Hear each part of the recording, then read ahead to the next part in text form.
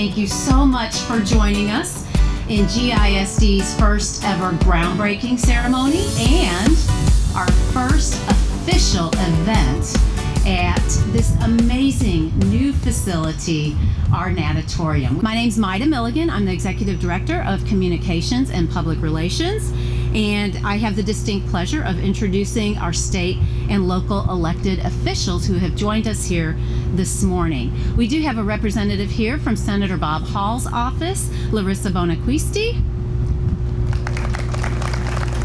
Thank you for joining us. And we have State Representative here, Ana Maria Ramos. From our three cities, we do have one of our mayors here today. From the city of Rowlett, Mayor Tammy Dana Bashan. Where are you? Thank you for coming today.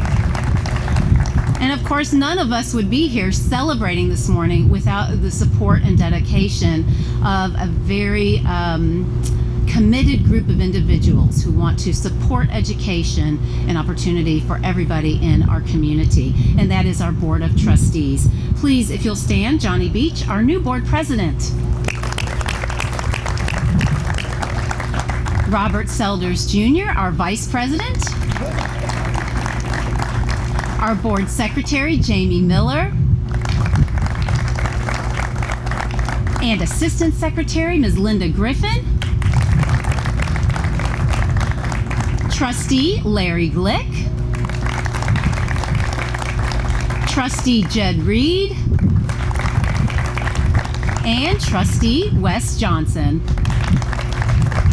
We got together with USA Swimming. We got together with different organizations. The board personally walked different natatoriums. They wanted to make sure if we're going to invest in this type of project, that the project will be something that is a draw for people. And so to educate some people about a natatorium, sometimes we think about it as a practice facility that people will go to. Actually, water's at a premium around here, and people are fighting for facilities. And things are very different than when we grew up. So there's a huge amount of swim leagues. How about water polo, you all? Did you know water polo is huge? And they're looking for places to go. USA Swimming doesn't have enough competition pools. Now, USA Swimming is what eventually leads to the Olympics, okay? So they have certain parameters that they need to meet in order to have a meet. And this facility will encompass all of that. So not only will this facility be used for a school district, this facility will be used for an entire community with a huge economic impact. So this is not just something that's going to benefit the students of Garland ISD. This is going to benefit the Tri-City area. This is going to benefit the students that live around this area, because they're going to be drawn to a pool that they're able to compete in. I'd like to thank every representative that's here today. It's been a long time for this to take place.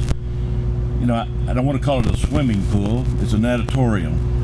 Those of you that have been around Garland a long time know that the very first swimming pool that we had in the city of Garland was down at Central Park, and it was in Duck Creek, and that was it. We were swimming in the creek. So we've come a long way to where we are today and where we are in this facility. This is a community activity, folks.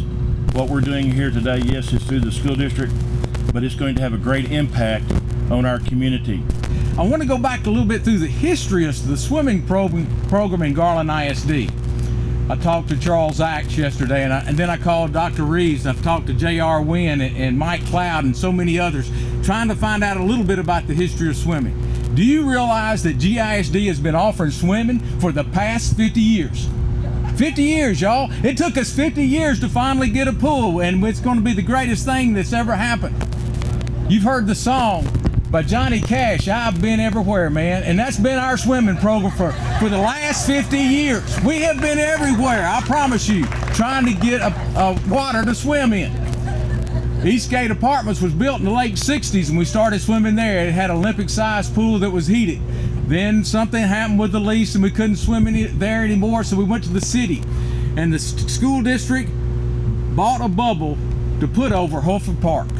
And so for about 10 years in there, we swam at Holford Park.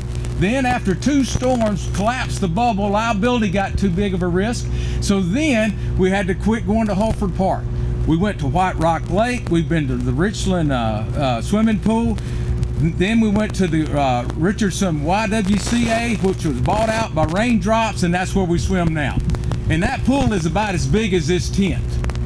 So when people think that 50 swimmers is all we're going to have, you can just forget that. I can promise you that right now. Because you can't get more than 50 swimmers in an area about as big as this tent. Great things are going to come. In the book, The Power of Positive Thinking, William James, a famous psychologist, says your belief at the beginning of a doubtful situation is the one thing that determines your success of your venture. Is the one thing. Well, I'm going to tell you what, there is no doubt that in 2020, start of the school year, we're going to have a pool. And we're going to, for the first time in the last 50 years, GISD students are going to swim in GISD, which is huge.